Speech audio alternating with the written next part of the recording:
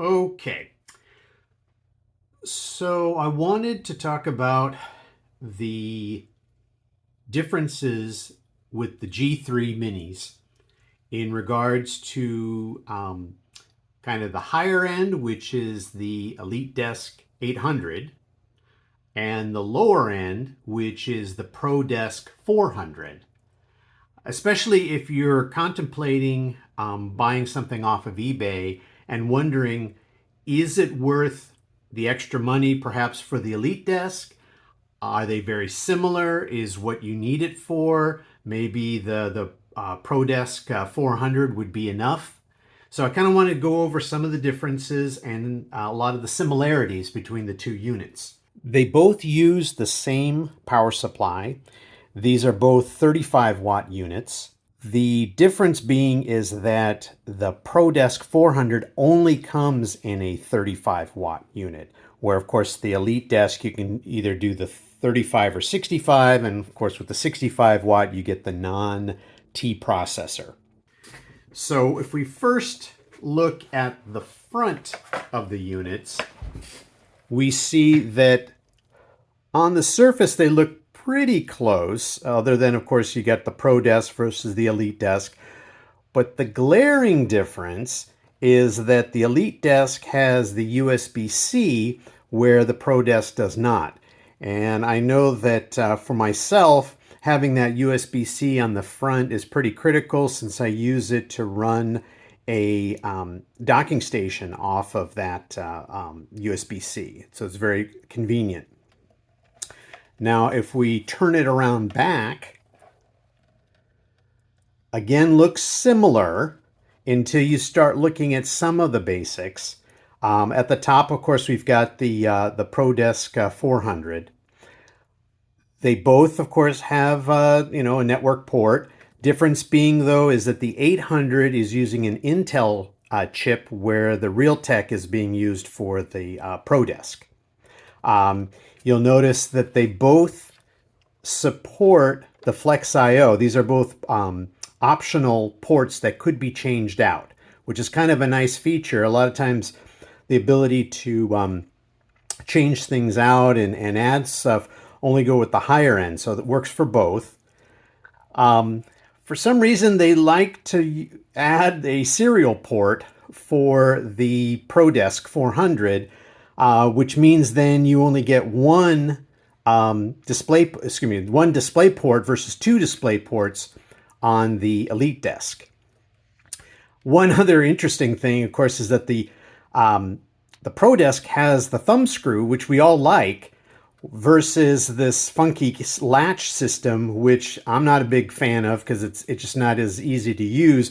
But that's what you see on both the EliteDesk 800 and the ProDesk 600. Okay, so we've got on the back, the bottoms look pretty much, you couldn't tell them apart. Really, if you were to look at them on a glance, they both have the holes for the VESA mounts, etc. Size-wise, they're identical as far as they're both made out of metal. So, solid construction there. Let's open them up and see the differences just for completeness. This is what the inside of the covers look like. They're pretty much almost interchangeable. They look the same here. This is the Pro, and this is the EliteDesk. Very hard to tell by looking at them straight on. The caddies are identical. The SATA connectors, fans are the same. The heat sinks are the same. This particular one happens to have this little guard here that I guess is standard, but for some reason my unit doesn't have it, and it's just not really a guard, but it's to help as far as the airflow and such. You can see down in here on the ProDesk, it does have the Flex I/O. Same with on here. They both go up to an i7 7700T, so you can go there. They both support DDR4 memory. 2400 megahertz, maximum of 32 gig for both units. Let's take off the caddies. ProDesk, EliteDesk 800. Very similar. You know, they look like clones of each other. They both will support the Wi-Fi. Both have the Wi-Fi card with the antenna. Both of these go up to the 802.11 AC. They both will support NVMe drives, either the 2280 or the 2230. Interesting enough, in the specs for the 400, it actually calls out the fact that it supports a 2230. You don't see that with the EliteDesk. I'm not sure why. This has a 3-year warranty. This has a 1-year warranty. Now, you're buying on the used market. That's probably not a big deal.